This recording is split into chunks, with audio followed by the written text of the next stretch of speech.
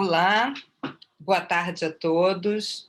Eu queria primeiro agradecer o convite para estar aqui, né, participando mais ativamente desse COBEM.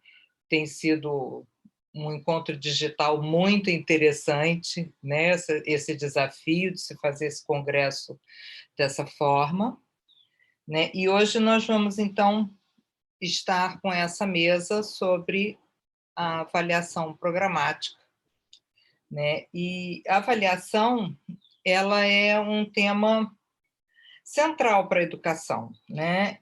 Ela é uma parte integrante de todo o planejamento pedagógico que nós possamos, né, pensar toda uma disciplina, num currículo, ela precisa fazer parte, ela é parte estrutural desse planejamento, né? Ela vai direcionar as nossas ações.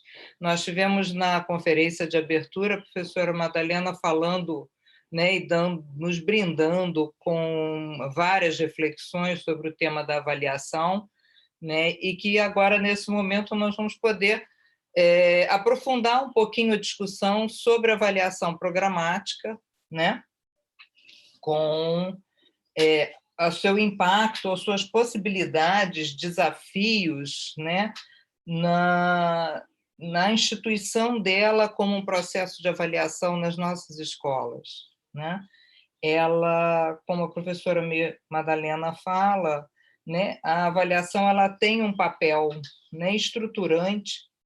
Os estudantes têm um papel protagonista nessa, né, nessa instituição do processo de avaliação, né, para a sua formação, quer dizer, o quanto a avaliação ela é importante para o processo de formação do estudante, né? E a avaliação programática ela traz um processo, né, em que você tem essa abordagem integral, né, com múltiplos métodos, sempre olhando para um desfecho, onde a gente olha o docente, o discente, a própria organização, num processo amplo de avaliação que retroalimenta todo esse processo. Então, vai ser uma complementação muito importante, né, nesse COBEM.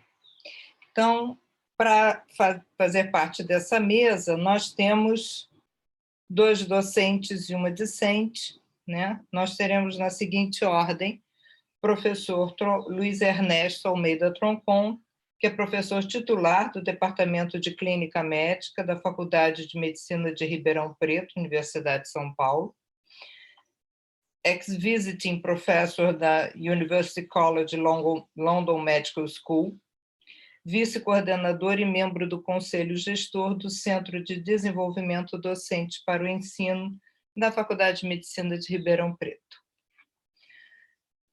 O professor Troncon vai nos falar sobre avaliação programática, conceito e prática. Em seguida, teremos a fala da Olga Rodrigues Guerra da Silva, que é graduanda do 4º ano do curso de Medicina da Universidade Estadual de Campinas, coordenadores do Educadores para o Amanhã, na Unicamp, e coordenadora e integrante do coletivo feminista Muda. Olga vai nos falar sobre as potências e limitações da avaliação programática na visão dos estudantes, fatores que influenciam a satisfação e participação e engajamento dos alunos. Em seguida, professor Valdes Roberto Bolela, professor associado da Faculdade de Medicina de Ribeirão Preto, também da Universidade de São Paulo, coordenador do Centro de Desenvolvimento Docente para o Ensino, que vai nos falar sobre a avaliação programática na minha escola, uma visão. Tá? Então, neste momento, então nós vamos dar a palavra para o professor Troncon fazer a sua apresentação.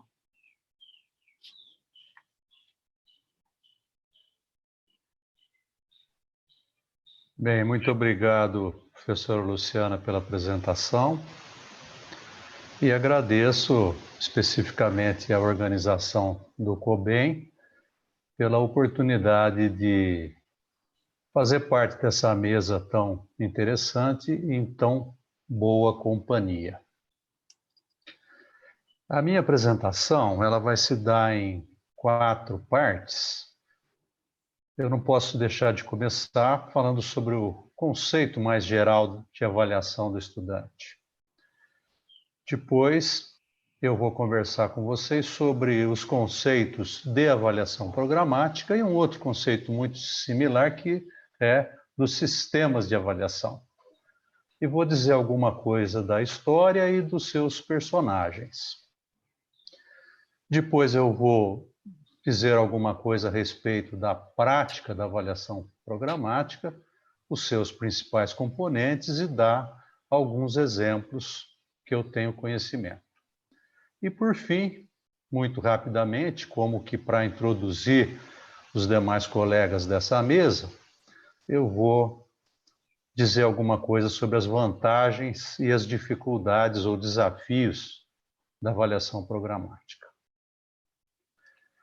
O conceito mais atual e abrangente de avaliação do estudante é de um processo de coleta e análise de informações sobre o desempenho do estudante para cumprir finalidades específicas. Esse conceito ele é muito interessante porque ele nos remete para métodos, para instrumentos, para pessoas, o como, o quando, o quem.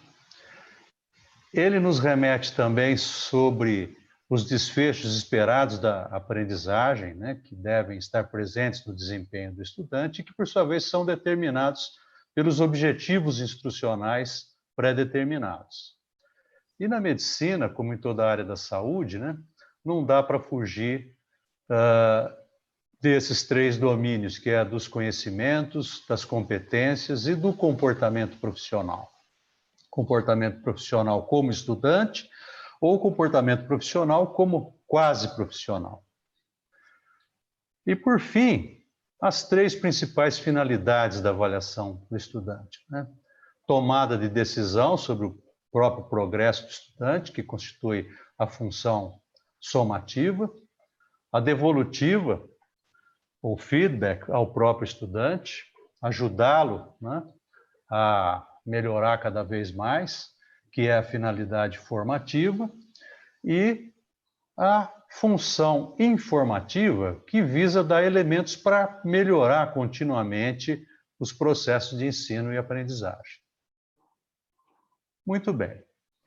No final do século XX e início do século XXI, quando começaram esses conceitos de avaliação programática e sistemas de avaliação, nós tínhamos aí uma certa disparidade entre o panorama da avaliação na área do conhecimento da educação médica, da educação no ensino superior, da avaliação educacional e o que acontecia nas escolas.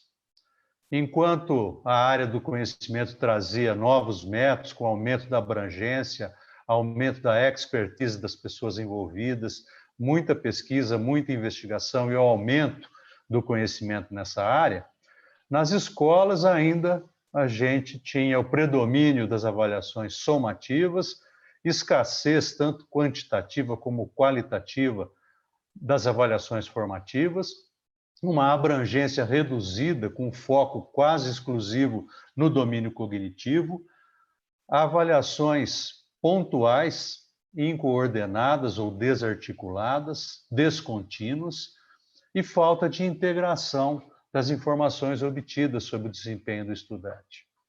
E, principalmente, né, eu destaco aqui várias evidências de que a prática da avaliação ela distorcia a aprendizagem. Bem, e isso fez surgir, então, a avaliação programática, que tem como conceito, né, nada mais do que uma forma nova, uma forma articulada de obter informações sobre o desempenho do estudante e de organizá-las, de modo a que a avaliação ela cumpra de uma forma mais efetiva todas as suas principais finalidades e contribua mais para a formação do estudante. Ela tem duas características principais. Uma é um processo que é centrado no estudante. E o outro é a responsabilidade institucional.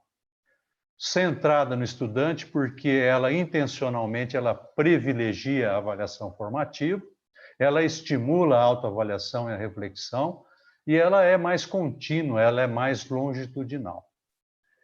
E a responsabilidade institucional, ela é determinada por um planejamento centralizado, muitas vezes expresso em um programa formal de avaliação do estudante. Ela é ou deve ser mais alinhada com o currículo, ela deve ser mais abrangente, ou seja, avaliar os conhecimentos, as competências e o comportamento. Ela prevê uma articulação dos procedimentos avaliativos, uniformidade e maior preocupação com a qualidade dos diferentes métodos que são ou que devem ser empregados. Ela prevê também que as decisões somativas que vão impactar no progresso do estudante, elas são colegiadas, não são do professor ou do coordenador da disciplina, e também várias formas de remediação individualizada de acordo com as necessidades do estudante. Os sistemas de avaliação e avaliação programática, eles nasceram mais ou menos na mesma época dos dois lados do Atlântico. Os sistemas de avaliação nos Estados Unidos, na Filadélfia, no âmbito da Fundação Feimer, e a avaliação programática na Universidade de Maastricht, na Holanda. Na realidade, o Dr. John Nortini, que é o principal personagem associado ao conceito dos sistemas de avaliação, ele já falava isso antes do pessoal de Maastricht. E os argumentos que ele usava eram simples, os pressupostos, né? Que nós temos vários domínios a serem avaliados, o que demanda vários procedimentos e diferentes métodos, né?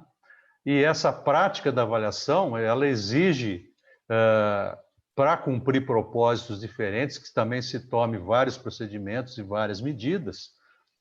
E, portanto, a efetividade da avaliação como um todo, ela vai depender da articulação dos procedimentos e da coordenação das informações obtidas. E ele dizia, então, que para isso é preciso criar um sistema de avaliação para cada curso, para cada instituição. E ele ilustrava, e ainda ilustra, ainda hoje, né, com algumas figuras que são muito interessantes, muito expressivas, né? Se não se faz nenhuma avaliação formal, se não se tem nenhum momento formal de avaliação, nós estamos no escuro. Mas se se usa poucos métodos, ou se avalia somente um domínio, nós temos a iluminação de uma parte apenas do todo. E para que se tenha uma iluminação maior, mais clara, que se tenha uma imagem maior do desenvolvimento do estudante, nós precisamos usar não só mais fontes de iluminação, mas essas fontes de iluminação elas precisam estar posicionadas, precisam estar articuladas de uma forma coerente, e isso que constituiria um sistema de avaliação. Já em Maastricht, o conceito de avaliação programática, que surgiu algum tempo depois, pouco tempo depois, ele é atribuído às figuras dos professores Kees van der Vleuten e Lambert Schwirth. E tinham alguns pressupostos que eram, de alguma forma, semelhantes aos dos sistemas de avaliação e de alguma forma diferente. Eles também pressupunham, né, que os vários domínios a serem avaliados, eles demandavam a utilização de vários procedimentos e diferentes métodos. Mas eles tinham um foco na qualidade dos procedimentos e dos métodos. E eles reconheciam que, embora os métodos tenham vantagens, eles também têm algumas limitações que às vezes dificultam o seu aperfeiçoamento. Então, eles propunham, né, que é melhor investir no aperfeiçoamento da coordenação e da organização da avaliação como um todo, de modo que esse todo seja maior e melhor que as suas partes. E esse todo seria, então, a avaliação programática. Bem, e a figura que eles usavam e ainda usam, né, para ilustrar isso é tomar as informações que vêm dos procedimentos avaliativos como pixels, como unidades de imagem.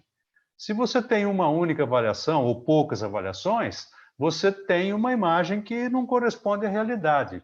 Mas à medida que você vai aumentando de uma forma coordenada o número de informações de avaliação como pixels, você vai tendo uma imagem, então, mais clara do que é o desenvolvimento do estudante. Ok?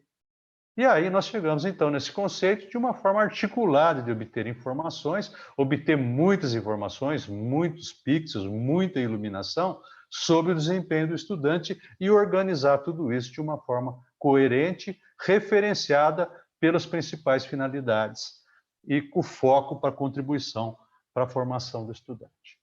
Mas como que se faz isso na prática, né? Bem, eu vou dar alguns exemplos e mostrar alguns componentes, né, que vêm em grande parte do período que eu trabalhei em uma escola, importante escola de medicina do Reino Unido, em Londres, né, mas também com alguns componentes que eu tive de testemunho dos professores de Maastricht, que colaboraram conosco lá em Ribeirão Preto, né. Vejam bem, todo estudante ele entra na faculdade e ele vai fazer o seu curso, ou currículo, ou percurso, né, atendendo a diferentes unidades curriculares. Ok. Na avaliação programática, um componente muito forte, muito importante, ele é fora das universidades curriculares, das unidades curriculares, na forma de registro de atividades, de reflexões e de autoavaliação que o estudante faz frequentemente no seu portfólio eletrônico. E isso ele faz em interação com um tutor, que em algumas instituições é também um mentor que ajuda, que apoia, que facilita a vida do estudante, mas na avaliação programática ele tem um olho na formação, ele tem um olho no aproveitamento escolar, na formação acadêmica do estudante. No percurso pelas várias unidades curriculares, o estudante ele é avaliado várias vezes e esses momentos de avaliação eles são previstos no programa, ok? E as informações desses eventos de avaliação, que são predominante ou exclusivamente formativos, eles são também registrados, não na forma de nota, mas de observações, de juízos, o que o estudante está bem, o que ele fez bem, o que ele precisa melhorar, o que ele precisa tentar ali para frente. Isso também é registrado no portfólio, que passa a ser um repositório eletrônico de dados, de informações sobre a progressão do estudante. De quando em quando, ele pode fazer um teste de progresso institucional, que é um teste que é organizado pela instituição com finalidade formativa, mas também com finalidade informativa, saber como que aquele grupo de estudantes ou aquele conjunto que está na escola naquele momento, em geral são todos os estudantes que se submetem, eles estão desempenhando. E, periodicamente, tem exames. E esses exames são moldados, então, para as decisões somativas, né? Sempre 2 ou 3 exames e a periodicidade variável de acordo com o que a escola definiu no seu programa. Tem escolas que fazem todo ano, tem escolas que fazem a cada 2 ou 3 anos, e pelo menos no Reino Unido, todas as escolas elas fazem os finals, né, que são exames de graduação. E toda vez que você tem o momento dos exames, próximo dele, você tem também o momento de tomada de decisão, que é feito por um comitê, é feito por um board. Ok? Muito bem. Que métodos e que instrumentos que se emprega? Para avaliação formativa, se registra a participação do estudante em qualquer atividade. Ele está no primeiro ano, ele participou de uma discussão sobre metabolismo ácido básico, ou uma aula de anatomia, a participação dele é registrada. O professor registra, né? Não dá nota, mas registra se ele está atento, se não está atento, se participou, se não participou, e assim por diante, né? Nos estágios, na parte mais clínica, onde os métodos são mais bem desenvolvidos, né, também tem o registro multifonte, né, da participação deles, na visão do preceptor, na visão do supervisor, na visão dos colegas, na visão dos residentes e assim por diante. O programa deve prever também a aplicação de métodos específicos quando ele estiver nos estágios profissionalizantes, né, como o Mini-CX, o Case-Based Discussion, DOPS e outros. Nas avaliações somativas, esse elenco já é bem mais reduzido. praticamente todo mundo, para avaliação de conhecimento, utiliza testes de múltipla escolha, por conta da sua alta fidedignidade. E praticamente todo mundo usa o modelo de exame objetivo estruturado, seja o exame OSCE, com estações curtas, ou o Clinical Skills Assessment, com estações mais longas. E dependendo da etapa do curso, pode ter exames específicos, né? Por exemplo, na escola que eu trabalhei, no segundo ano, eles tinham um exame específico de anatomia por imagem. Por quê? Porque nos 2 primeiros anos eles aprendem anatomia, não em peças ou em modelos, mas em métodos de imagem, tomografia, ressonância, ultrassom, radiografia simples, etc. Então, tinha um exame específico disso. E em praticamente todas as escolas médicas britânicas, no último ano, o terceiro exame é um long case, é uma consulta inteira observada, seguida de discussão. Ok?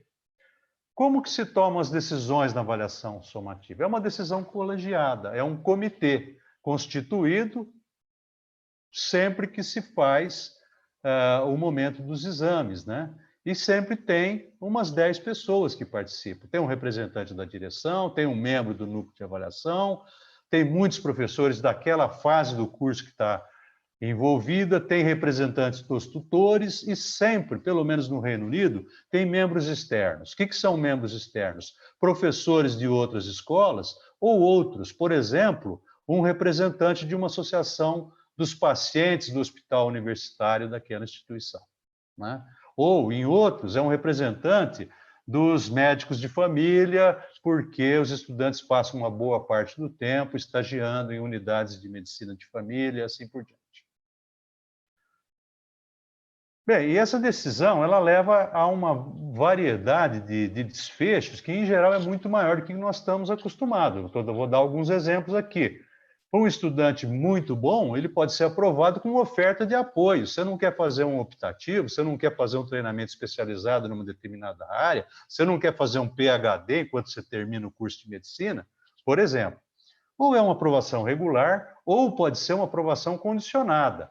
Aprova-se nesse momento, condicionado a que no próximo período você apresente uma melhoria do seu desempenho. Se o problema é com resultados dos exames, o estudante ele pode ser liberado para fazer um outro exame dentro de um certo tempo. Se os outros indicadores estão bem e se detecta que o problema é no resultado daqueles exames específicos, né? Muitas remediações específicas, curtas, mais longas, e as reprovações, que pode ser uma reprovação simples, que implica que ele vai repetir aquele período, mas, em casos mais extremos, pode ser uma reprovação com recomendação de exclusão do curso. Ok? Muito bem, vou dar uns exemplos para vocês. O que o comitê de tomada de decisão, o board, ele recebe? Né? Ele recebe uma infinidade de dados dos estudantes, né? Em geral, tem scores para os exames, né? E a posição relativa que o estudante está ocupando naquela classe, mas a maior parte das informações são de natureza qualitativa, ok? E, em geral, numa escala aí de está acima do esperado, dentro do esperado, está limítrofe, está abaixo do esperado. E sempre, ao se tomar uma decisão, se olha, se examina qual que foi a última decisão tomada, porque ela vai influenciar essa. E esse é um mecanismo para dar continuidade, para dar longitudinalidade para as decisões e para o processo de avaliação. Então, vou apresentar aqui uns dados hipotéticos para vocês desse estudante, né? Por exemplo, né? Na última tomada de decisão, ele estava dentro da expectativa, teve um desempenho dentro ou acima e bons resultados, as opiniões dos tutores e dos coordenadores da disciplina mostram que ele está tendo um desempenho muito bom. Ele pode ter uma aprovação regular ou ele pode ter até uma aprovação com oferta de apoio para outras atividades que ele queira desenvolver fora do currículo.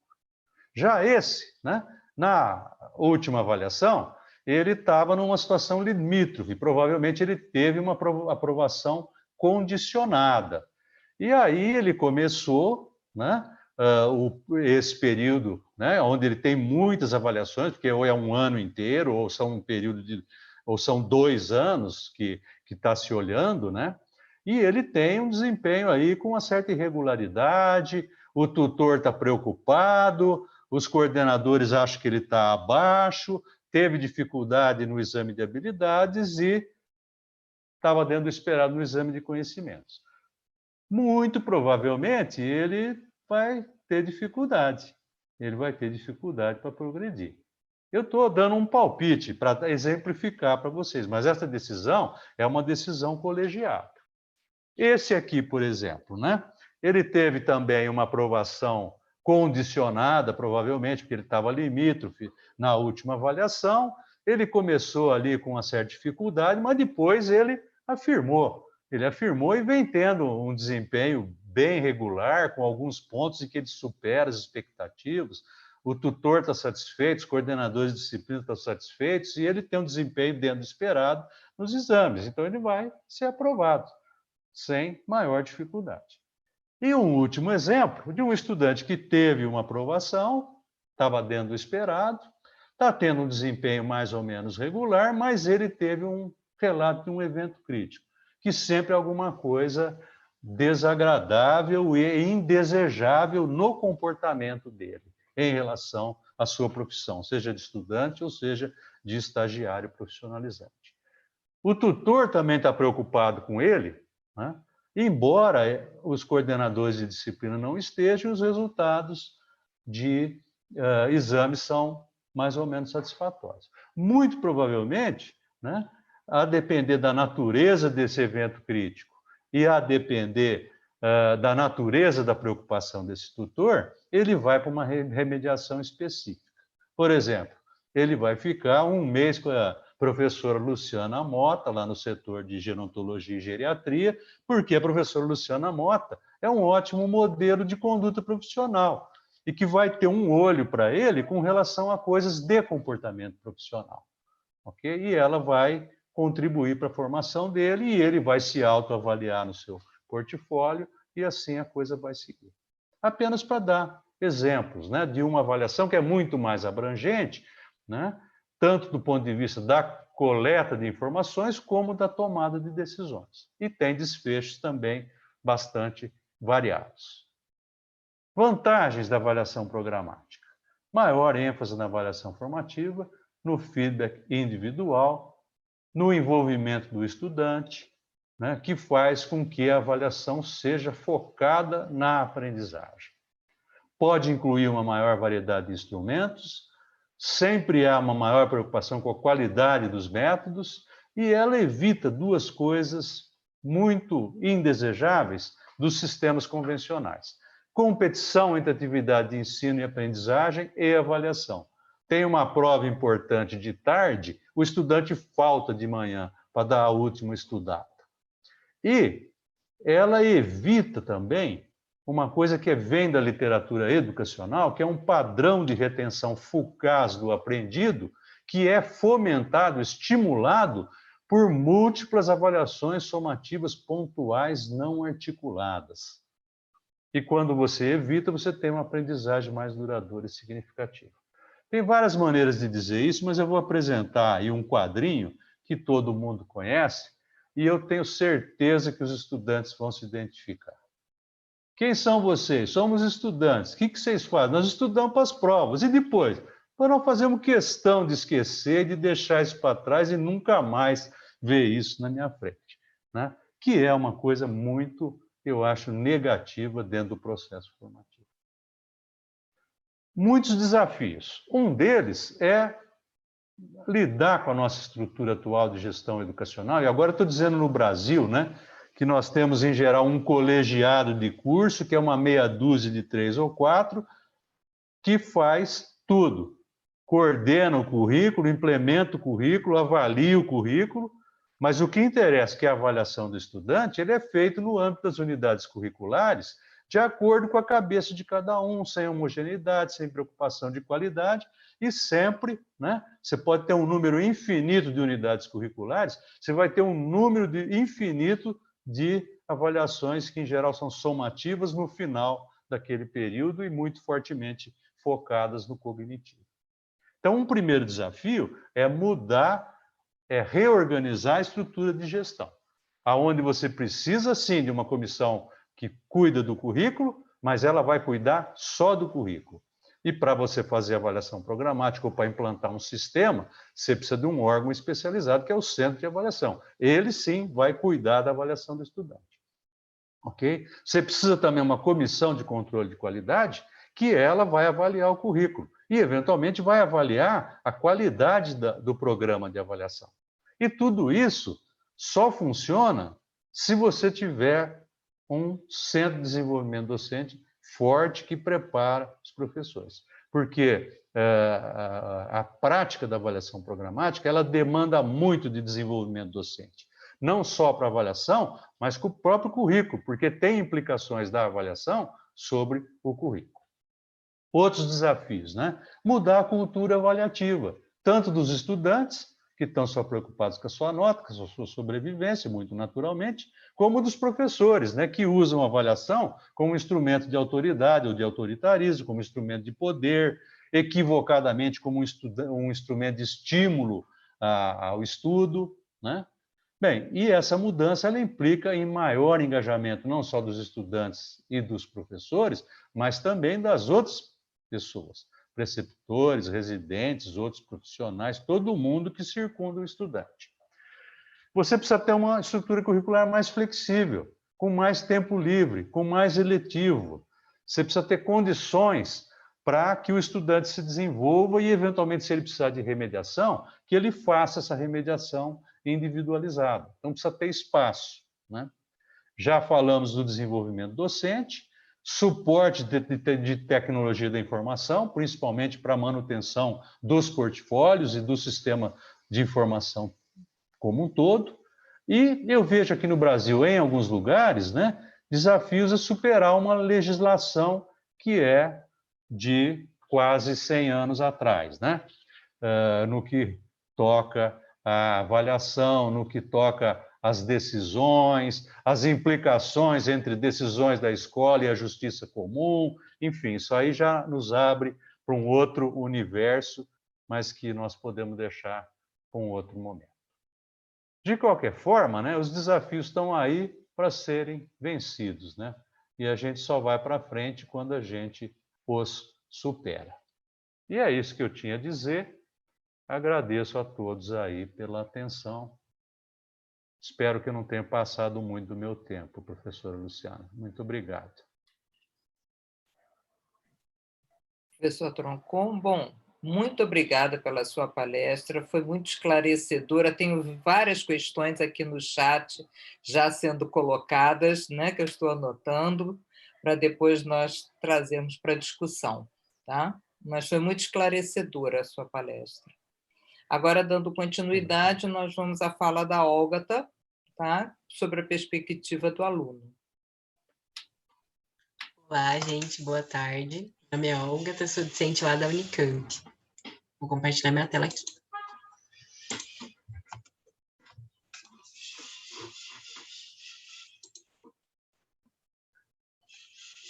Vocês estão vendo? Tudo certo? Certo. Espera aí. Vamos lá. Primeiro eu quero agradecer esse convite da ABEM, né, e essa oportunidade de participar de uma mesa com grandes nomes da educação médica brasileira. Nossa temática é avaliação programática, e eu vou trazer a perspectiva discente dessa questão.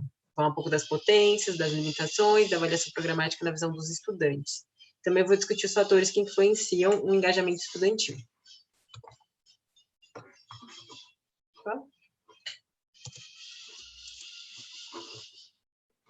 O que está acontecendo? Aí, só que eu não poderia falar da perspectiva do estudante baseada apenas na minha opinião, na minha vivência. Então, fiz o quê? Recorri à literatura. Na base de dados PubMed, eu busquei Programmatic Assessment e tive como resultado 11 artigos, que foram publicados entre 2010 e 2020. Uma produção um pouco robusta. Em seguida, selecionei os artigos pelo título, utilizando como critérios a avaliação programática como tema central e as iniciativas sobre o ensino na graduação em medicina. Em seguida, eu triei os artigos pelo resumo, estabelecendo como critério a consideração da perspectiva discente explicitamente, na centralidade. Então, essa pesquisa resultou em 5 artigos. Aí eu fiz um procedimento semelhante no Cielo, a englobar também as produções nacionais. Tive como resultado um artigo, que inclusive foi escrito por um dos componentes dessa mesa. Dos 6 artigos que eu encontrei, eu selecionei 3 para apresentar aqui. Vamos lá. O primeiro é de Sylvia Heinemann, é da Universidade de Maastricht. O professor Troncon, inclusive, citou ela. Ele foi publicado em 2015. Nele, a autora estabelece uma correlação importante. O entendimento do propósito da avaliação é essencial para que os alunos atribuam sentido e relevância ao processo avaliativo, e sejam capazes de construir ativamente o seu aprendizado. Importa mais como os alunos percebem a avaliação programática do que os elementos da avaliação em si. O aprendizado este que é influenciado não só por fatores da avaliação, que seriam o programa, o formato, o feedback recebido, mas também por fatores do estudante, como a interação com colegas, com professores, e também fatores do programa, que seria basicamente o currículo. Um currículo hipertrófico, por exemplo, ele pode dificultar o engajamento dos alunos com a avaliação. Eles já vão estar com uma sobrecarga prévia. Uma constatação importante que a autora faz, e que é bem recorrente na literatura, é de que avaliações formativas são frequentemente vistas como somativas. Nesse quesito, é importante lembrar que a nossa cultura educacional, no nosso país e no mundo, ela é pautada nas avaliações somativas. O próprio uso da palavra avaliação já remete às avaliações somativas. Essa é uma visão que é bem difícil da gente mudar. Outra questão que a autora traz é o efeito catalítico desejado a partir do estabelecimento do programa de avaliação programática. Numa avaliação tradicional, que seria puramente somativa, geralmente, né, a gente estabelece o efeito pré-avaliação, ou seja, o aluno ele se mobiliza para o aprendizado prévio à avaliação, ele estuda para a prova. No caso da avaliação programática, a gente espera que o recebimento do feedback, seja ele durante ou após a avaliação, seja responsável por um direcionamento do aprendizado do aluno. Então, se a gente for usar a terminologia da educação médica, o aluno faria uma self-regulation, ou uma autorregulação do aprendizado, a partir dessa avaliação e desse feedback. Isso reforçaria o caráter formativo da avaliação programática e do seu efeito pós-avaliação, que nortearia o estudo. Aí, o segundo artigo que eu escolhi é do professor Troncon, que por acaso acabou de falar antes de mim. Olha só a responsabilidade que eu tenho nas mãos. No artigo, o professor Troncon analisou, incluindo outras questões, claro, as impressões dos estudantes sobre a avaliação programática em uma escola médica britânica. É importante notar que a preocupação da escola com o envolvimento estudantil no aperfeiçoamento contínuo do programa de avaliação foi vista pelos alunos como um elemento positivo. Ou seja, os alunos acreditam que a escola deve incentivar o seu engajamento com o programa avaliativo e a participação nos ajustes de rota. Também são consideradas positivas as oportunidades de provisão de feedback, que são numerosas, mas que têm também alta variabilidade, reduzindo a confiabilidade da avaliação e também gerando uma burocratização. Quando elas acontecem, são realizadas só para o cumprimento de um programa, não de uma forma mais orgânica. Aponta-se também umas problemáticas relacionadas aos anos iniciais. A avaliação programática em si já é de difícil compreensão. E isso é intensificado nos 2 primeiros anos, em que se tem pouca experiência com a avaliação. Então, a gente associa isso com uma escassez do feedback individualizado para esse grupo. Daí temos um problema maior. O professor traz também uma deficiência no desenvolvimento docente. Como que ela se dá? Através de dificuldade de prover um feedback significativo, individualizado e coerente, e também na construção de avaliações. E a gente tem como exemplo uma crítica dos alunos, que é de testes de múltipla escolha excessivamente específicos, destoam do entendimento mais profundo de mecanismos fisiopatológicos e processos de doença das doenças estudadas, por exemplo. O terceiro artigo é de Suzanne Schutt, e ele foi escrito e publicado em 2018. O ponto central do artigo é a sensação de controle dos alunos sobre o processo avaliativo. A autora advoga quando os alunos têm uma maior sensação de controle sobre a avaliação, sobre seus desfechos, há uma redução do risco, gerando uma avaliação com lower stakes.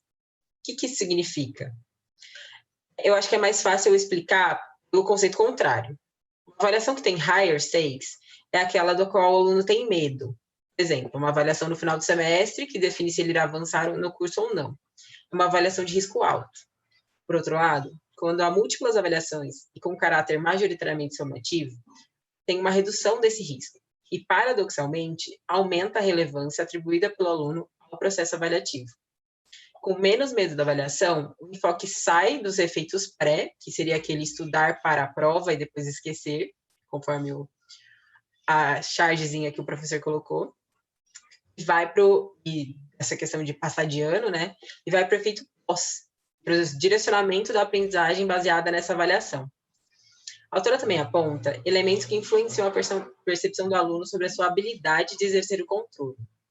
E eles seriam a relação de confiança e experiência e a influência dos professores. A primeira, essa relação de confiança e avaliação, ela diz respeito às experiências avaliativas prévias que o aluno teve. Se elas tiverem um resultado positivo, elas influenciam também positivamente nessa percepção.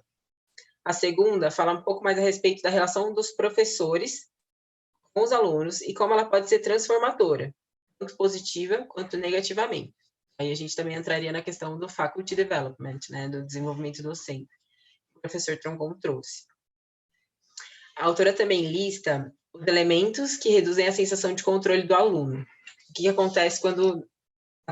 Isso acontece quando? Quando a gente tem desfechos definidos. E uma avaliação de conhecimento, por exemplo. Se o professor pergunta qual patógeno desencadeia determinada doença, não tem uma ampla possibilidade de respostas, no geral. Não tem uma resposta certa pré-determinada, e o aluno não controla essa resposta. Por outro lado, as oportunidades que eles têm de coletar a evidência, que também pode ser incluída no portfólio, elas têm influência positiva. Também é importante notar que nessa parte tem relevância a maneira como esse conhecimento e essas evidências são apresentadas, e a liberdade do aluno nessa apresentação. Isso vai também influenciar positivamente a sensação de controle. Além disso, a oportunidade de melhorar e progredir a partir da avaliação também melhora a sensação de controle, que é conforme a gente expôs anteriormente, né? Agora vamos lá, elencar os elementos chaves da perspectiva estudantil da avaliação programática. A gente entende que a compreensão do sistema de avaliação é essencial para sua boa implementação, para a aquisição de relevância, né? Também entendemos que é necessário que os alunos tenham autoconfiança, eles se sintam no controle dos seus processos de aprendizagem, também no processo avaliativo, e que eles tenham um papel ativo na aprendizagem. Então, eles vão transformar essa avaliação programática num direcionamento do estudo. Também é importante a gente oportunizar o processo catalítico pós-avaliação, que seria nesse sentido do aprendizado pós. E é legal a gente fomentar a percepção de relevância associada ao baixo risco. Então, quando a gente tem um baixo risco, quando os alunos entendem essa avaliação como de baixo risco, eles atribuem maior relevância. Então, ao invés de estudar para a prova, eles vão estudar com base no feedback da prova e vão melhorar o seu aprendizado com base nisso. Também é elemento-chave a relação com os docentes e com os pares, então os relacionamentos desses alunos.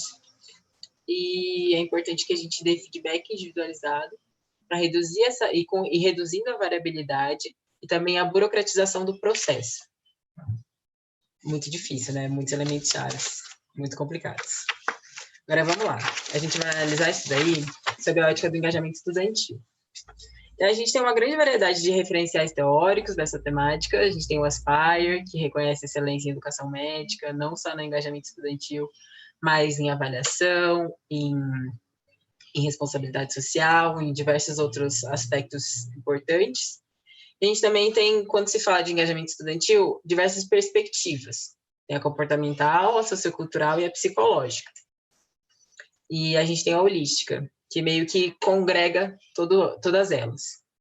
Então, foi por isso que eu escolhi a perspectiva holística para trazer aqui hoje. Ela junta todas as anteriores, né?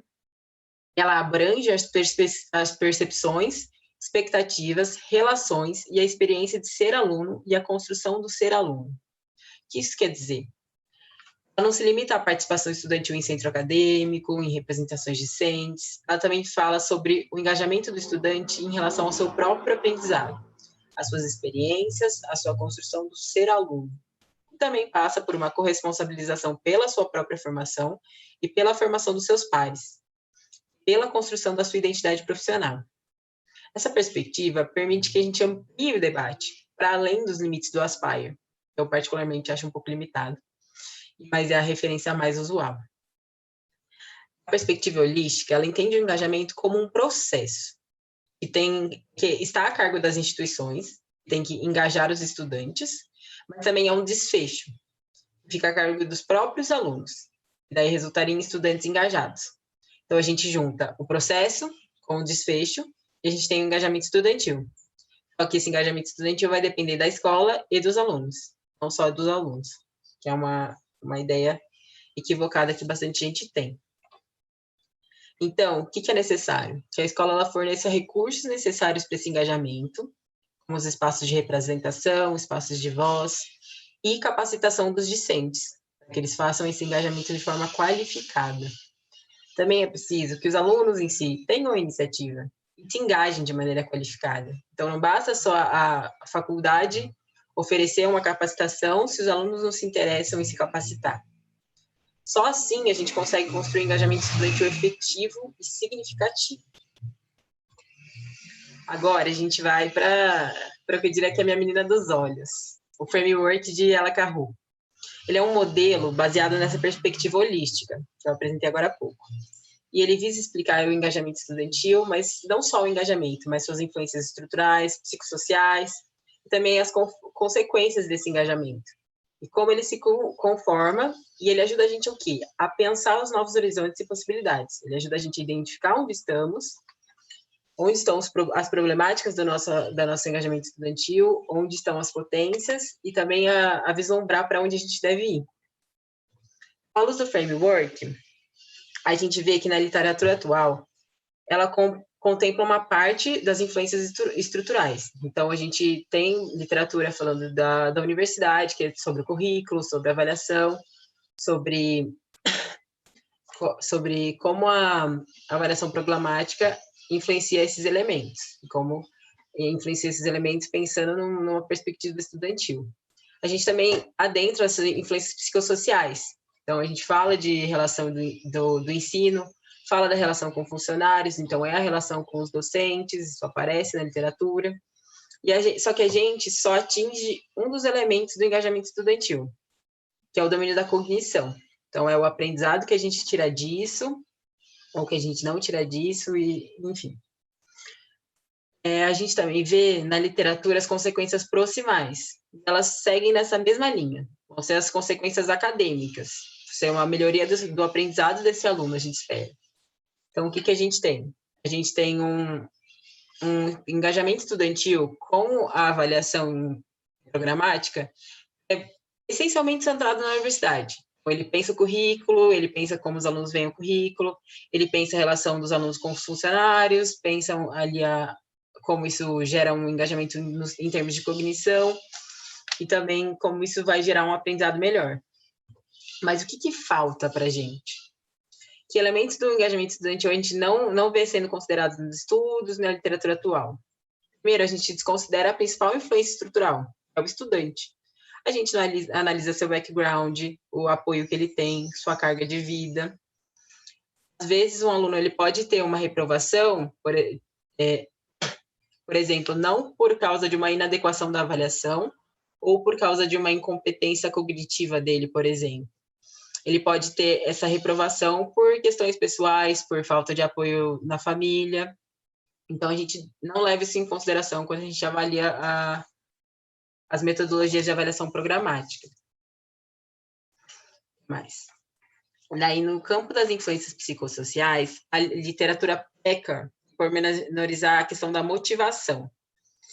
Ela só vai até a motivação intrínseca versus extrínseca. Inclusive, um estudo que sugere que os alunos sejam selecionados sua entrada na universidade seja selecionado com base nessa motivação. Se eles não tiverem motivação intrínseca, então eles não seriam selecionados para uma escola médica, que é bastante limitante, né? A gente vai estar tirando uma boa parte da população e inferindo que uma pessoa que tem menos motivação intrínseca não é capaz de suceder numa escola médica e na profissão médica. Então, a gente não fala de como a identidade, a percepção da autoeficácia. A gente fala um pouco da autoeficácia quando a gente fala da sensação de controle, né? E de como os relacionamentos para além de dentro da escola médica, eles influenciam esse engajamento estudantil, certo? Então, se o aluno não se identifica com a escola médica, por exemplo, isso pode influenciar como ele vai se engajar na avaliação programática e os benefícios que ele vai trazer dela. Daí, quando a gente fala do engajamento estudantil em si, a gente não aborda nem na literatura sobre avaliação programática, nem sobre avaliação para a mente, o domínio dos afetos. Então, a gente não considera esses alunos estão felizes naquele ambiente, se eles gostam daquele ambiente, se isso mobiliza emoções desses alunos. Isso é um grande gap, né? E o comportamento, ele é avaliado pela literatura, mas ele é bem brevemente. Isso é, inclusive, um dos fatores de dificuldade da avaliação programática. É difícil você avaliar o comportamento. É uma potência da avaliação programática, ela permite que a gente avalie longitudinalmente, mas ela pode se tornar uma dificuldade. E daí, como consequência proximal, a gente não vê se a gente tem uma satisfação dos alunos, se a gente vê um bem-estar dos alunos, se isso influencia positivamente em como eles se sentem na escola médica, em relação ao próprio aprendizado, em relação à avaliação em si. A gente não sabe, a gente só sabe se eles aprenderam mais ou se eles aprenderam menos. A gente tem pouca visão em relação a isso. Os alunos avaliam se aquilo ali está sendo efetivo do ponto de vista cognitivo, certo? Não dá satisfação. E se alguém que já leu Bell Hooks, tem um insight de que a satisfação e o estar feliz na sala de aula são muito importantes para o aprendizado, mesmo no ensino superior. E daí, como consequências distais, elas são meio difíceis da gente quantificar, porque o estabelecimento das avaliações programáticas ele é muito recente. Então, não tem como a gente mensurar se os alunos que estão submetidos à avaliação programática, eles têm mais sucesso profissional, se eles realizam um aprendizado continuado. Isso são insights que a gente talvez tenha daqui a uns anos, em que essas práticas sejam bem estabelecidas, em que mais centros adotem essa prática. Só que, e aí? Ok, temos várias problemáticas, temos várias questões de engajamento estudantil sendo contempladas, mas eu não quero deixar a gente só com a parte ruim. Eu quero falar também de alternativas. E o que eu vejo como alternativa para essa questão é um engajamento estudantil qualificado. O critério Aspire de engajamento, ele traz essa questão de uma maneira um pouco superficial, seria através do feedback dos estudantes, sendo considerado no desenvolvimento do currículo e revisão desse currículo. Ele não fala especificamente de avaliação, e o critério de avaliação também não fala de engajamento estudantil. Mas a gente pode inferir que a avaliação vai estar incluída nessa questão do currículo, na revisão do currículo, do programa institucional da escola, e isso seria um elemento passível de ser influenciado pelos alunos. Aí, falando ainda de engajamento estudantil qualificado, eu encontrei na literatura essa abordagem que chama abordagem participativa. E seria, como que ela se daria? Seria a construção de uma avaliação mais significativa, que quem participa dessa construção não são só os docentes, mas também os agentes locais. Então, os médicos que estão ali em campo, mas não estão diretamente associados à escola médica, pode ser profissionais de saúde daquele local de prática, por exemplo. Isso vai gerar uma visão compartilhada, e tem um outcome positivo, e também gera uma liderança mais firme, vai vir tanto dos agentes locais quanto dos docentes, né? E por que a gente não pode pensar uma abordagem participativa que inclua também os alunos? na construção da avaliação programática e não só nas readequações. Então, a gente vê a perspectiva estudantil quando a gente tem a readequação, né? O artigo do professor Troncon traz essa questão, que os alunos veem como positivo o fato da escola médica considerar a opinião deles para readequar a avaliação. Mas em nenhum momento eles constroem essa avaliação junto. Isso que eu proponho. Por que os estudantes qualificados não podem participar da construção dessa avaliação programática? Porque eles têm um insight muito maior do que os docentes das questões que falham na literatura, das questões sociais, das questões identitárias, da influência do ser, da influência do entorno de cada um dos alunos, no modo como eles vão se engajar nessa avaliação programática.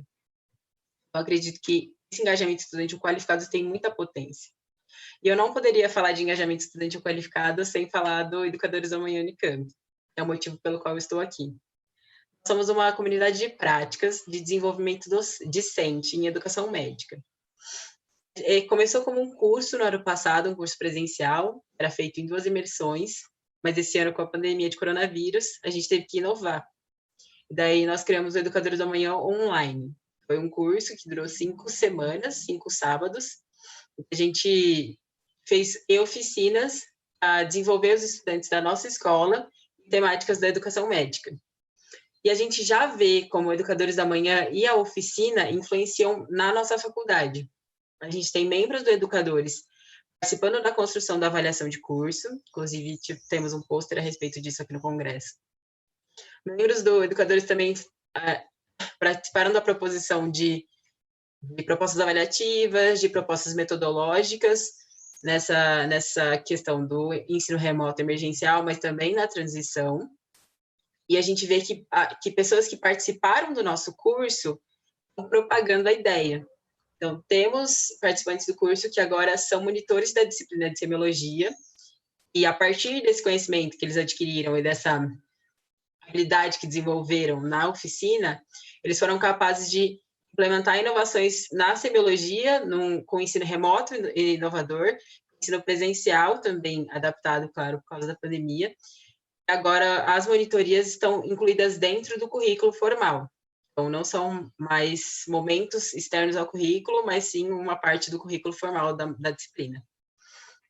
Além disso, a gente produz materiais, né, como os seeds, que a gente tem nas nossas redes sociais, sobre temas de interesse em educação médica. A gente faz atividades como os Pint of Education, que antes do presencial nós íamos todos para algum bar, com algum professor que tenha maior expertise em alguma temática, ou alguma de nossas professoras orientadoras, mentoras, falando sobre temáticas de educação médica, sobre a própria vivência e experiência. A gente está nas redes sociais, no @edmedunicamp, vocês podem seguir a gente no Instagram, no Facebook, a gente libera os materiais lá, a gente libera o que a gente está fazendo, novas perspectivas, se vai ter novo curso ou não, por exemplo. E a gente está aqui no Cobem também. A gente vai fazer uma oficina amanhã, a gente tem 2 apresentações orais, 5 pôsteres e 4 mesas. Então, é isso aí, Educadores da Manhã Unicamp está promovendo engajamento estudantil qualificado. Eu acho que essa é uma potencialidade e uma possibilidade quando a gente fala em avaliação programática. Estudantes engajados que possam opinar de maneira qualificada nesse processo, não só com as nossas opiniões ou com críticas que não acrescentam muito. A gente é propositivo, a gente tem como mudar esse processo. Eu quero deixar uma frase da Bell Hooks, que não é das mais bonitas e elegantes, mas que para mim fez sentido para essa apresentação. Os professores universitários podem distribuir o material quanto quiserem. Se as pessoas ou estudantes não estiverem dispostos, sairão vazios daquela informação. Por mais que a gente sinta que realmente cumpriu o dever, é preciso saber o estado de humor da classe, a estação do ano, o clima da sala, e perguntar sempre se está bem ou está acontecendo algo. Do livro Educação como Prática de Liberdade, Bell Hooks. Aqui eu deixo meu contato e também do Edmed Unicamp. E é isso. Muito obrigada pela oportunidade de estar aqui nessa mesa com grandes nomes da educação médica, podendo falar de uma temática tão de vanguarda, tão promissora para o futuro. Muito obrigada. Obrigado, Olga. Excelente apresentação. Trouxe alguns dados também para a gente, né, juntarmos com a apresentação do professor Troncon para o debate, né, um outro olhar. Muito obrigada. Agora vamos ao professor Valdes, que vai falar sobre a experiência. Olá, boa tarde a todos. Vou iniciar compartilhando a minha tela aqui.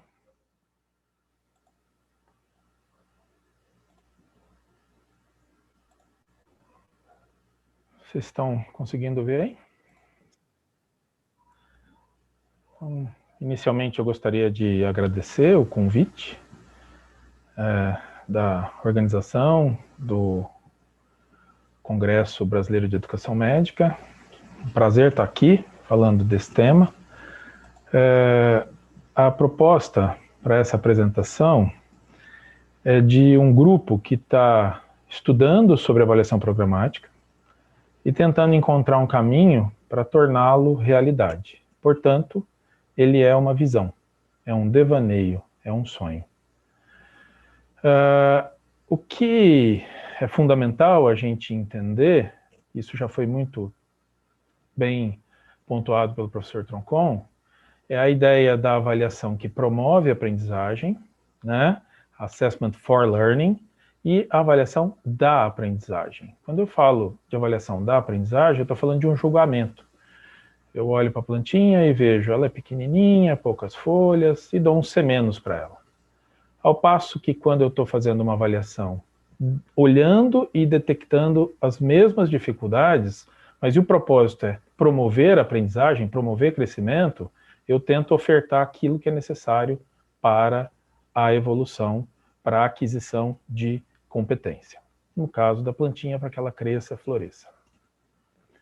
Isso tem uma relação direta com os propósitos da avaliação. Então, quem pensa a avaliação, seja de uma disciplina, usando um único método, ou seja, num sistema de avaliação, nesse conceito um pouco mais elaborado da avaliação programática, tem que fazer a primeira pergunta sempre: qual o propósito dessa avaliação? Ela é para tomar uma decisão, aprovar ou reprovar? Ela é para promover a aprendizagem, como a gente comentou aqui, ou ela tem uma finalidade da gente saber se o programa está realmente alcançando os objetivos que ele se propõe, que seria informativo ou diagnóstico. Outro conceito que a Olga comentou, né, ela falou dos low stake e dos high stakes, que é um termo da literatura em inglês, mas que não tem uma tradução boa para a língua portuguesa. Ele tem a ver com diferente valor, diferente importância de cada processo avaliativo. Os high, de muita importância, com consequências que podem ser decisivas para a vida do aluno, do candidato, seja lá quem for, e os low stakes, que teriam menor importância. Mas o fundamental, e aí eu estou falando isso aqui porque eu já tenho inúmeras vezes passado por isso. As pessoas acreditam que a avaliação formativa, ela não tem nota, portanto não tem valor. Né? Todo mundo é acostumado a dar nota, então o primeiro conceito fundamental, o fato de eu não atribuir uma nota, um número, não quer dizer que não tem valor. Todas as avaliações têm valor e elas têm valores diferentes que devem ser combinados para produzir informação para uma tomada de decisão. A avaliação deve ter momentos definidos e nesses momentos definidos ela deve ser registrada. Isso é para dizer e reforçar um conceito que a professora Madalena Patrício nos trouxe aí essa semana, de que a gente não pode avaliar o tempo todo e também não pode deixar, como o professor Troncon mostrou, no escuro, sem avaliação alguma. Então a avaliação tem que estar programada lá no plano de ensino, no plano de ensino e aprendizagem da disciplina, do estágio, e ela deve acontecer naqueles momentos e ser devidamente registrada. O que eu vou avaliar na área médica, na área da saúde?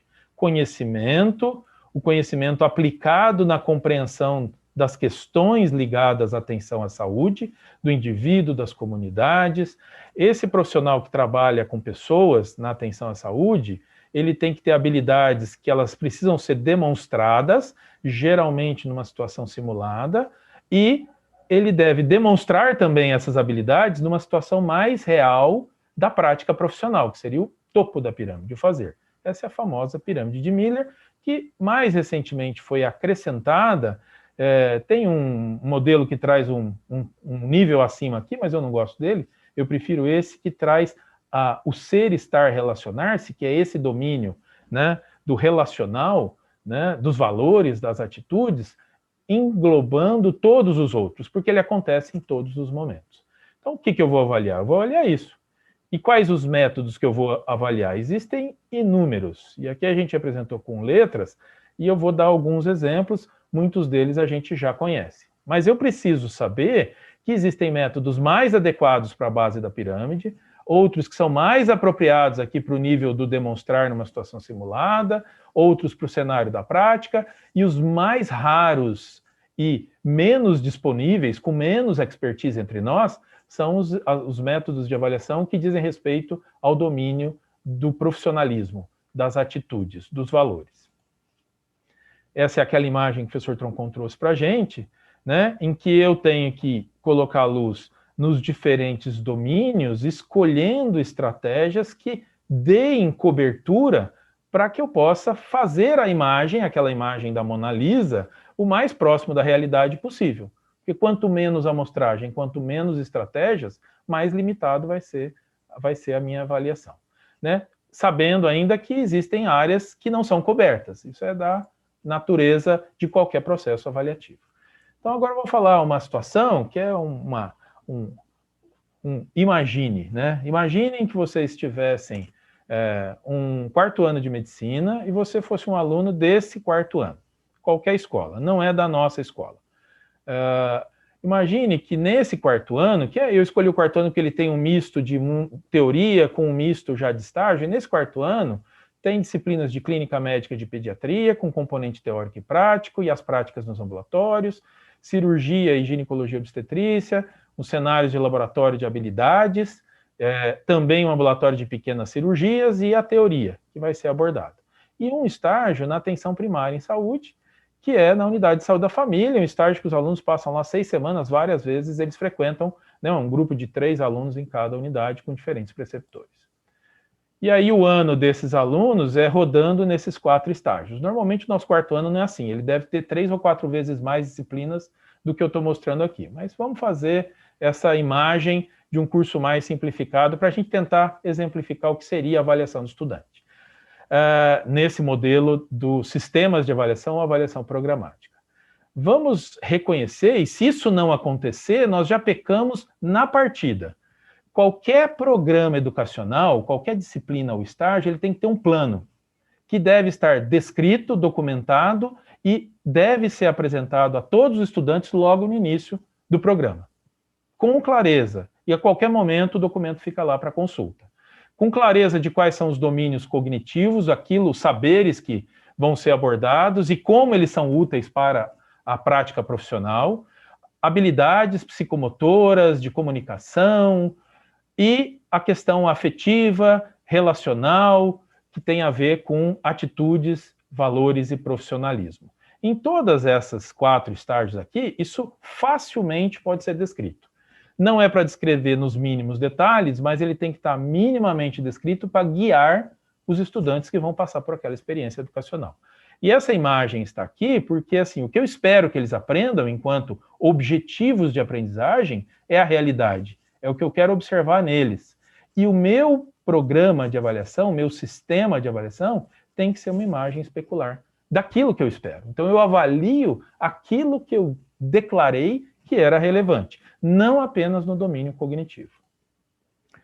E aí, nesses 3 domínios, eu vou usando aqueles verbos lá, né, da taxonomia de Bloom, para poder definir objetivos de aprendizagem. No quarto ano, vai ter muito de raciocínio, muito de reconhecer, compreender, explicar, deduzir, e muitas vezes decidir qual exame solicitar, o que fazer, isso vamos lá, do domínio cognitivo, do conhecimento, o saber e o saber como. Quando eu falo do demonstrar e do fazer, seja numa situação mais simulada, lá na cirurgia, por exemplo, no laboratório de técnica cirúrgica ou de simulação, ou do fazer no ambulatório de pequenas cirurgias, eu também tenho que focar quais são os objetivos. E eles não são difíceis de declarar e de explicitar. Habilidades de comunicação, interação com o paciente para história, coleta de história, exame físico, a partir desses dados, elaborar hipóteses a partir do raciocínio, tomar decisões do ponto de vista tanto do diagnóstico, né, investigação complementar e ou terapêutica, e também fazer orientação do paciente, dos familiares, e ter habilidade de fazer educação em saúde, a depender do tema que for tratado. E isso resume, de uma maneira muito ampla, simples e fácil, o domínio do demonstrar e do fazer. E sempre que eu estiver avaliando esse domínio, eu estou falando de uma pessoa que está sendo avaliada, aqui um paciente real, um paciente simulado, alguma tarefa clínica para ser realizada, por exemplo, com um manequim, com um colega, e alguém observando, diretamente observando. Porque eu vou ter que fazer a devolutiva e eu posso fazer a devolutiva de desempenho apenas se ele for observado. Essa devolutiva é do avaliador para o estudante. Nos momentos avaliativos que devem ser explicados, orientados no início e, de fato, acontecerem ao longo do estágio. Finalmente, o domínio mais difícil de ser abordado, de ser avaliado, é o profissionalismo, o ser, estar e relacionar-se, né? Tem a ver com integridade, honestidade, confiabilidade, se o indivíduo assume responsabilidades, trabalha em equipe, respeita os valores da profissão, mesmo enquanto ainda não é um profissional, ele é um estudante, e assim por diante. Agora imaginem, né, aqui é um ciclo para 20, 25 alunos, durante o ano ele passa pelos 4 estágios. E lá na cirurgia, ele tem uma série de tarefas que ele tem que realizar, são programadas, e ele vai receber uma devolutiva. Sejam de exercícios teóricos cognitivos, ou sejam até de atividades lá no laboratório de simulação.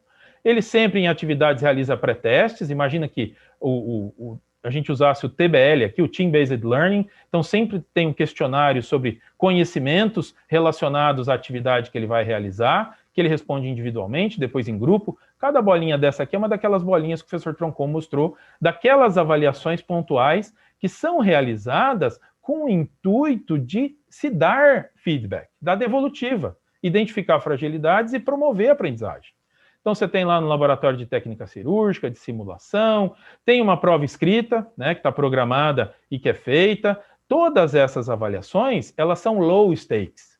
Elas têm um valor, você vai dizer se ele está no limite entre o que é satisfatório ou não, competente ou não, satisfatório dentro das expectativas ou aquele que excede. Estou usando as mesmas coisas que o professor Troncon usou. E tem aquela situação em que o indivíduo é insuficiente. Claramente, ele não consegue fazer atividades básicas durante o estágio. Então, ele vai sendo avaliado e recebendo devolutiva. Aqui nós não temos notas, nós temos avaliação, atribuição de valor através de critérios, tá certo? Naquele de atenção básica à saúde, imagina um modelo de um pré-internato, em que ele tem casos para atender, ele faz, por exemplo, um preceptor minuto, ele acabou de atender, ele me conta a história, eu pergunto o que ele entendeu, faço algumas perguntas para ver se ele compreendeu o que está acontecendo com o paciente, dou uma devolutiva e registro isso. E aqui vocês estão vendo que aqui começa a aparecer uma nuvenzinha, que é o portfólio eletrônico, que é um sistema que de qualquer unidade de saúde, os alunos estão espalhados em 5 ou 6 unidades, de lá o preceptor acessa online o portfólio do aluno de avaliação e registra como é que foi a discussão de um caso que ele fez com o aluno. Imagine que ele vai atender um paciente e antes de atender a dona Maria, que está vindo para um caso novo de hipertensão, ela tem uma triagem e está vindo para o caso novo de hipertensão. Ele revisa a triagem e discute com o preceptor. Essa é uma revisão de prontuário e pode ser um momento avaliativo. Aí ele entra, atende a dona Maria e eu vejo ele realizando o exame físico. Faço um mini CX. Essas 2 pequenas avaliações eu posso registrar no portfólio do aluno ou da aluna. Ele também tem que relatar um dos casos que ele viu e postar lá no ambiente virtual de aprendizagem. É um caso que ele discute, qual que era o diagnóstico, por que aquele diagnóstico é daquele jeito. É uma tarefa formativa. Existem testes de múltipla escolha, né, que funcionam como simulados, mock, que ele acessa no Moodle, no ambiente virtual de aprendizagem, ele realiza lá 30 testes sobre cuidados de atenção básica em saúde, né, temas como cefaleia, dor torácica, dispneia, asma, que são os temas que vão ser abordados, e isso vai ter lá um questionário com um caráter funcionando como simulado. Ele pode ver as respostas, ele vai ter o desempenho dele, no final ele vê as respostas, e a equipe lá da unidade vai avaliá-lo. Ele faz a autoavaliação, os outros 2 colegas avaliam e o preceptor avalia, no mínimo. Isso fica também registrado no portfólio online, que foi desenhado e construído dentro desse modelo. E a gente não vai estar dando nota, a gente vai estar falando em termos de perspectiva dessa aqui em relação às expectativas, mas o mais importante, vai ter um campo em branco, onde eu registro a minha devolutiva. O que fez bem, o que não foi tão bem e como poderia melhorar. Um feedback básico, né? Técnica de feedback. Devo, aliás, sempre perguntar para o aluno, quando tiver devolutiva, como que ele se autoavalia, qual que é a percepção dele do desempenho que ele fez, que ele teve, e depois eu registro o meu feedback, falo para ele e registro nesse sistema. Sempre autoavaliação e feedback.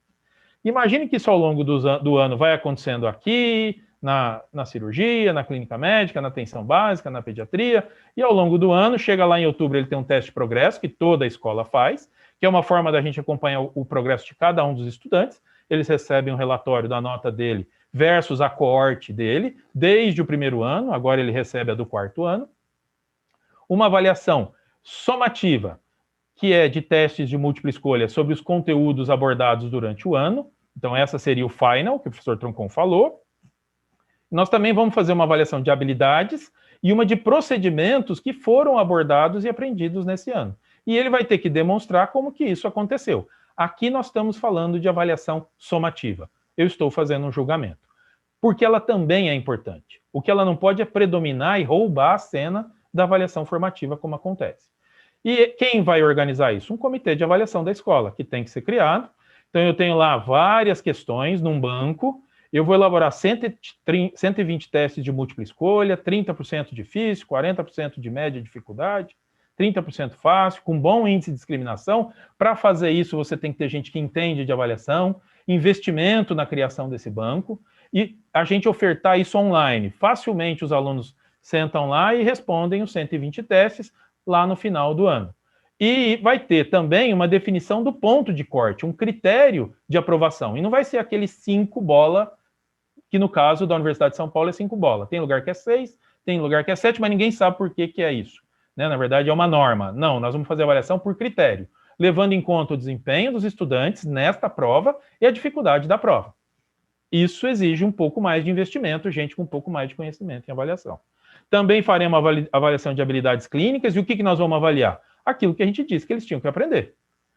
Em um OSCE, que seria uma avaliação de estações clínicas, focada nas habilidades clínicas, com 12 estações, ele pode receber devolutiva no final ou não, de cada estação, mas é um dia, o dia inteiro os alunos vão fazer aquela prova, e um OSATES, que é uma de técnicas, procedimentais. Então, aqui é clínico, aqui é procedimental, daquilo que espera-se que ele tenha aprendido ao longo do ano. E é nesse momento que ele tem que demonstrar aquilo que deve ter sido ofertado e as devolutivas ajudando ele na aprendizagem, naquele efeito catalítico pós-avaliação, que a Olga comentou. Isso tudo, gente, então as avaliações que acontecem em cada unidade, elas vão alimentando, cada bolinha dessa vão alimentando no ID do estudante, né, no ID do estudante, além do teste de progresso, além do exame final escrito, além das avaliações práticas. Quem tem acesso a isso? O professor, quando está fazendo um mini-CX, ele tem acesso para registrar o desempenho do aluno. O aluno tem acesso ao seu portfólio para poder registrar reflexão, autoavaliação e como que ele está percebendo. E o comitê de avaliação, na reunião anual, vai coletar todos esses dados para poder olhar e chegar à conclusão do que está acontecendo. Lembrando que em cada disciplina tem avaliação, mas é a avaliação formativa, que promove a competência e a capacidade profissional. E aí, eu junto isso tudo, naquele desenho que o professor mostrou, né, o professor Troncon mostrou, aqui é um triangulinho, cada uma daquelas avaliações, mas aqui eu vou voltar as bolinhas que ele mostrou. Então, aqui é o aluno número 1, aqui é o aluno número 2, informações coletadas ao longo do ano. O que a gente sabe das pessoas que trabalham com esse tipo de modelo? A maior parte dos alunos estão nesses 2 estratos aqui de cima. Existe um grupo né? Desculpa, nesse primeiro aqui da aprovação, ou uma aprovação simples ou uma aprovação com recomendação, uma parcela pequena é reprovado e, eventualmente, você tem situações que são incidentes críticos que pode requerer uma situação especial. Mas o nosso interesse é nesse indivíduo aqui no limítrofe, no amarelinho, porque é essa pessoa que mais precisa da nossa ajuda, ou naquele que foi reprovado, que vai precisar de um pouco mais de tempo, investimento, para alcançar a competência. Porque o caminho para a competência, ele não demora o mesmo tempo para todas as pessoas. E nem cada um vai precisar exatamente do tempo do colega. Cada um tem o timing para chegar à competência. Isso tem que ser respeitado. E assim a gente sai de modelos que são de avaliação totalmente pontual, desarticulada. A gente pode fazer isso na nossa escola e ir articulando essas avaliações até chegar num sistema. Só para terminar, isso já foi dito, né? Para mudar, precisa de uma decisão institucional, precisa de capacitar os professores para fazer uma avaliação e interpretar resultados obtidos da avaliação. Isso aqui é uma palavra que a professora Madalena usou, assessment literacy, né, a capacidade de compreender o mínimo básico de avaliação. Precisa de muito trabalho, nós estamos começando esse trabalho na nossa escola, e engajamento. Liderança e gestão. E aí eu diria, liderança e gestão tanto da parte dos estudantes, quanto dos professores, e principalmente da gestão acadêmica, quem tiver responsável por isso. Só para finalizar falando de um evento que vai abordar de maneira bastante densa e profunda esses temas todos, que acontece 19, 20 e 21, vai ser online, era para ter acontecido em março presencialmente, é a Conferência RP, Conferência Internacional de Avaliação, o professor Norsini, Brownie Anderson, nosso colega do México, Melcher, e a Silvia Hinnemann, que foi comentado, tanto o professor Troncon quanto a Olga Tafalar, eles estarão no nosso congresso, e inúmeros colegas do Brasil falando dos principais temas relacionados à avaliação do nosso país. Eu encerro aqui, fico à disposição para comentários, perguntas, agradecendo novamente o convite. Obrigado, professor Valdes. Como sempre, excelente apresentação, né? Muitas questões colocadas e muitos desafios. Assim, nós temos muitas colocações no chat agradecendo e parabenizando pela apresentação, né, pelas apresentações que foram feitas, mas nesse momento nós vamos ter uma gota de cultura enquanto nos preparamos para o debate.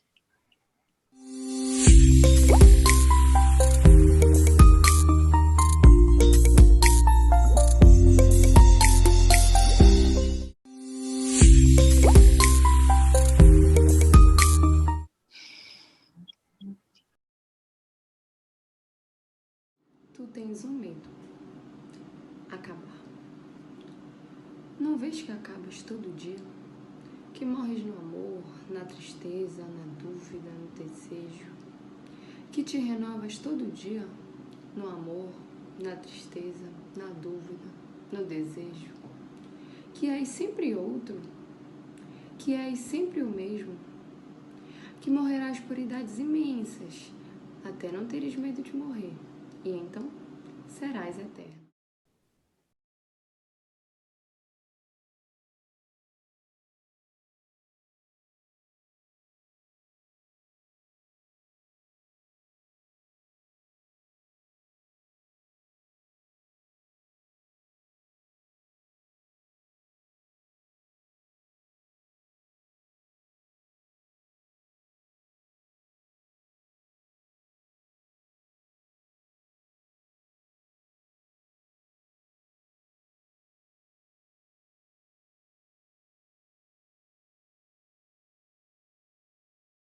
Desenvolvimento docente, quer dizer, o desafio do desenvolvimento docente e do desenvolvimento discente, na verdade, no entendimento e na capacitação. Então, talvez vocês falarem um pouquinho mais sobre isso.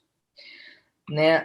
Foi colocado uma observação sobre a gestão, né? A questão da gestão acadêmica, que precisa também se profissionalizar e ser mais científica, né? Quer dizer, esse envolvimento da gestão, né? Nesse processo todo, já que ela é importante para estruturar, né?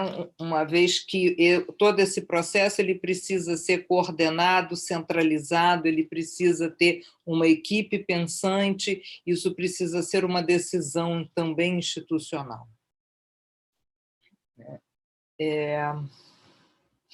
Perguntaram também, eu não sei se vocês querem comentar sobre isso agora, e a gente passa para um outro questionamento que foi feito. O professor Troncon quer falar? Acho que dessa questão da gestão, acho que pode ser. Eu acho que, tanto do ponto de vista do desenvolvimento docente e discente, como de gestão, né, estão atrelados a uma outra questão, que é a instituição tomar a decisão de mudar. É mais ou menos como uma ampla e geral reestruturação curricular, né? Bom, e isso aí vai mexer um pouco com o currículo? Pode ser que mexa, mas vai mexer muito com a sistemática da avaliação. E para você fazer esse programa, né, é como fazer um projeto político-pedagógico, quer dizer, os estudantes têm que estar engajados, né? E depois que você define para onde você quer ir, aí você pode fazer o desenvolvimento docente e, eventualmente, fazer o correspondente para o estudante nos termos que a Ógata nos apresentou, né? Agora, precisa mudar a gestão, não pode ser mais aquela gestão convencional. Agora, ela não precisa ser necessariamente profissionalizada, mas as pessoas precisam ter a tal da assessment literacy. Eu vou dar dois exemplos de escolas londrinas que eu vi. A que eu trabalhei, quando eles fizeram a implantação, começaram, eles contrataram uma professora para isso, né? Fizeram um processo seletivo e o foco foi alguém que tinha assessment literacy. E essa pessoa, ela tinha o serviço de pessoal de apoio administrativo e tinha 2 fellows. Não era um negócio muito grande, não era um colegiado enorme, porque lá não tem muita tradição de uma coisa colegiada para gestão. Numa outra escola, que é a St. George's, né, ali de Londres, uma escola importante também, já tinha uma pessoa que tinha essa literacy, que é uma pessoa de projeção mundial, é a Kate Burscott. Ela oferece cursos anuais de avaliação, né? E ela pediu que fosse contratado um expert na área educacional e um expert em análise de sistema. Então, tinha ela, um suplente e mais 2 funcionários, vamos dizer assim, de apoio, né? Entendeu? Mas ela era a cabeça do negócio. Precisa ter a literacy, as pessoas precisam entender um pouco do que é a coisa e ter um pouquinho de apoio, né? Mas não precisa ser contratar um profissional para isso, né? Mas assim, precisa envolver todo mundo, é uma mudança, né, que não adianta você fazer desenvolvimento docente se a decisão não for tomada, não tem liderança, não se sabe para onde vai, onde se quer chegar, é inútil, eu diria. Não sei se eu respondi, mas divaguei assim, ao meu sabor aqui. Uma outra questão que aparece, que a Ógata falou, e que agora o professor Troncon citou, é a questão da participação do estudante nessa construção do planejamento, porque quando você apresenta o planejamento, quem pertence a este comitê, o estudante ele não está. E outro aspecto que também foi perguntado é a questão da saúde mental, se isso é levado em consideração na hora da avaliação, a questão da saúde mental do estudante, né, do contextualização da situação dele. Né, acho que são para a gente fechar. Eu até anotei uma coisa a respeito de uma observação que a Ógata fez, né, nesse rumo, que é o seguinte: o estudante ele tem 2 maneiras, vamos dizer assim, pelo menos para participar. Ele pode registrar coisas no portfólio, na parte das reflexões dele, nos registros que ele faz, na própria interação com o tutor. Então, o portfólio é um veículo. E ele pode, a qualquer momento, e isso eles fazem muito, assim, tipicamente próximo dos exames somativos, ele pode eventualmente declarar alguma situação que está dificultando, que pode ser uma situação de vida pessoal, pode ser de doença, fui assaltado no metrô 2 dias atrás, não consegui estudar, perdi tudo. E aí se toma uma providência individualizada com relação a ele, né? Mas tem esses mecanismos, quer dizer, ele tem canais para fazer isso, né? Não sei se respondi. Não. Olga, eu gostaria de complementar alguma questão? Valdes? Que nós estamos aprendendo. Nós estamos tentando entender o que é isso. E eu vou dizer mais, em algumas escolas do país, ou em várias, eu não conheço como é a realidade de cada uma, mas eu conheço algumas, que já têm boas práticas avaliativas em unidades de avaliação. Uma prova prática, um teste de progresso bem feito, que nem o consórcio que a gente faz parte aqui no estado de São Paulo e na região sul-sudeste. Essas, vamos dizer, pérolas, elas precisam ser combinadas com outras práticas que também precisam ter boa qualidade, e talvez a gente esteja mais próximo disso do que a gente imagina. E precisa de um portfólio que está na nuvem, acessível a todos, com diferentes níveis de acesso, né? O aluno vendo o seu, o professor vendo dos alunos que ele avalia, o coordenador vendo todo mundo. Isso é coisa que a gente vai precisar construir. Então a gente vai falar muito disso ainda, até que a gente consiga começar a fazer e sentir, né? O que isso significa do ponto de vista do ganho, da melhoria na formação dos nossos profissionais.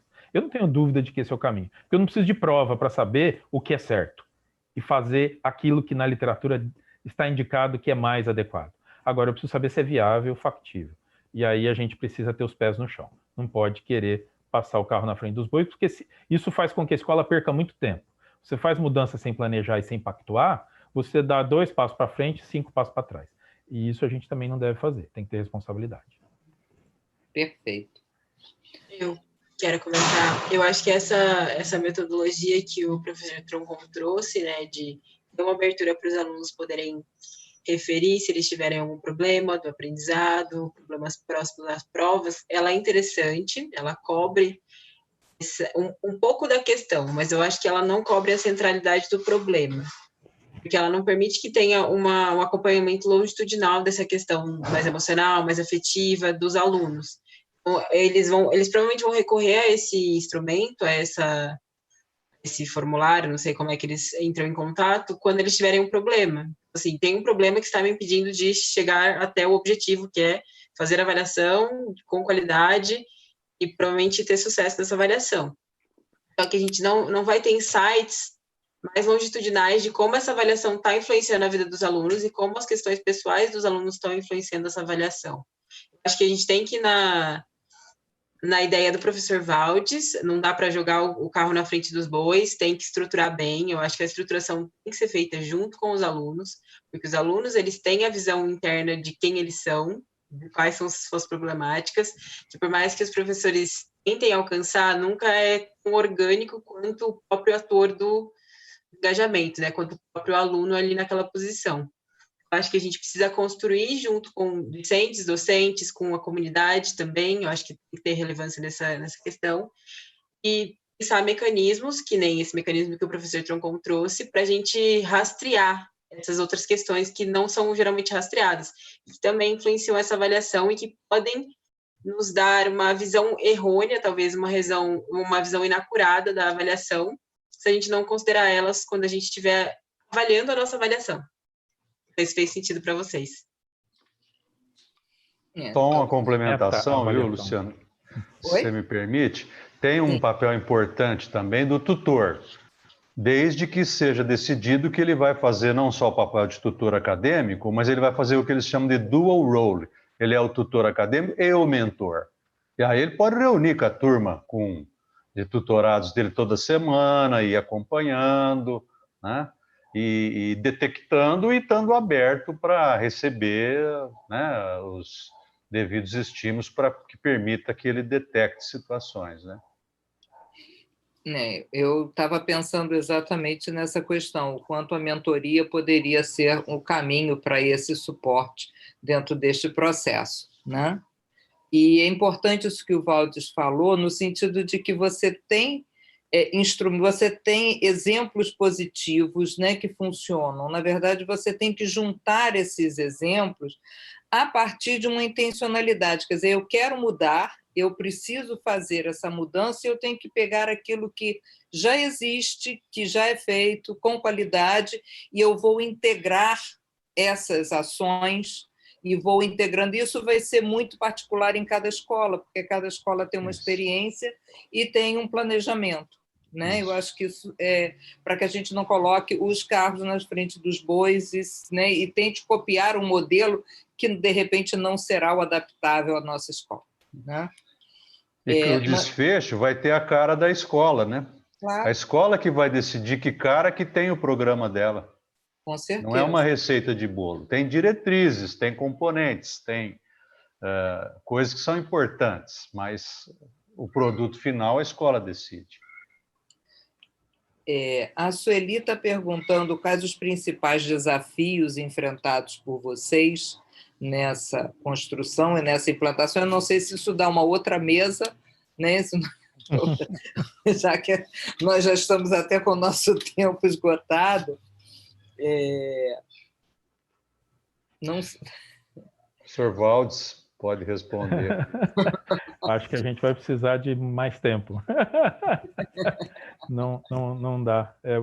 Acho que assim, nós estamos nos aproximando desse tema, estamos entendendo melhor o que é isso, traduzindo essas coisas para a nossa realidade, para o ambiente, o contexto que a gente vive.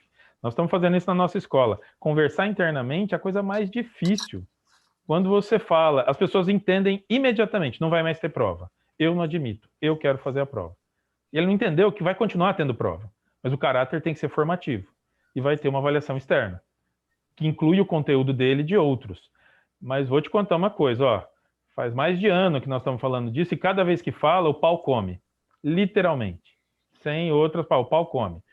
Todo mundo é contra, e aos pouquinhos você tem que fazer trabalho de formiguinha. E a gente acredita que esse é o caminho, e a gente vai trabalhar nesse caminho. Se vai dar certo ou não, só Deus sabe. E talvez em alguma instituição, o grupo encontre um ambiente mais fértil, favorável. A gente, numa instituição muito tradicional, que tem apoiado muito a avaliação, a educação, não é fácil, não é fácil. E a gente tem que negociar. Liderança e gestão acadêmica. Senão não anda. Envolvendo agora, os atores. Se você me permite, professor Voz, nós temos a determinação, temos o apoio da direção e temos algumas coisas facilitadoras. Por exemplo, nós já temos um centro de avaliação constituído, regimental, né? E temos um centro de desenvolvimento docente já constituído e ativo, coordenado pelo professor Valdes. Então, as coisas estão andando, mas é que anda no ritmo tropical, né? Vamos dizer assim, né? Passo de formiga e sem vontade, mas a gente continua andando. Não é homogêneo o entendimento de todos, né? Então a gente anda um pouquinho... E é importante respeitar isso, né, Lu? Isso é a coisa mais importante que eu aprendi há algum tempo atrás, alguns anos. Se você quer impor a sua visão, provavelmente você não está muito certo. A gente precisa conquistar as pessoas por um projeto. E isso leva tempo. E se nós vamos ter sucesso ou não, eu não sei. Mas quanto mais gente estiver envolvida e quanto mais a liderança institucional estiver engajada, mais chance de sucesso a gente tem. Ainda não sei se vai dar certo. Não tem outro jeito. E não adianta... assim, a pessoa é contra, a gente começa a jogar pedra. Cansei de ver isso. Já fiz isso. Não me orgulho. Porque assim, se não pensa como eu não gosto. Não, vamos ouvir quem não pensa como a gente. Vamos entender e ajudá-la a compreender o que eu quero dizer. E vamos ver. E não vai dar para agradar todo mundo. Tem hora que vai ter que ir, apesar da oposição, porque a instituição decidiu o que vai fazer. E aí nós vamos fazer. Isso também não depende da vontade das pessoas. Essa é uma decisão institucional. E é assim que eu acredito. São várias questões colocadas e que tem que ter muita sabedoria para conseguir lidar com todos esses desafios, para conseguir se chegar. Mas acho que tendo a intenção, tendo o planejamento, isso é um planejamento de longo prazo, né? De se ir conquistando passo a passo. Isso não é algo que a gente decide que vai implantar no mês seguinte. Isso não existe, não é dessa forma, e a gente tem que ter maturidade para entender que esse é todo um processo, né? E que vai demorar. A discussão está excelente, eu ficaria aqui horas conversando com vocês, mas nós ainda temos uma gota de cultura para assistir, né? Antes de nós fecharmos a mesa. Tá bom.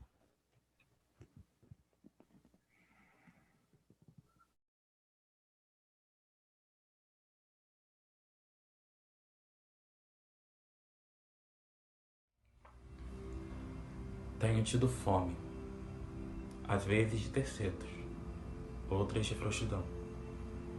Tenho tido sede, de dias mais macios, rememorando o calor do ninho, que é a honestidade do afago de mãe. Tenho andado ofegante, exausto diante da tela, da chuva que encharca a miséria de um ano que molhou o verão. Tenho tido fome de dias melhores, eles virão.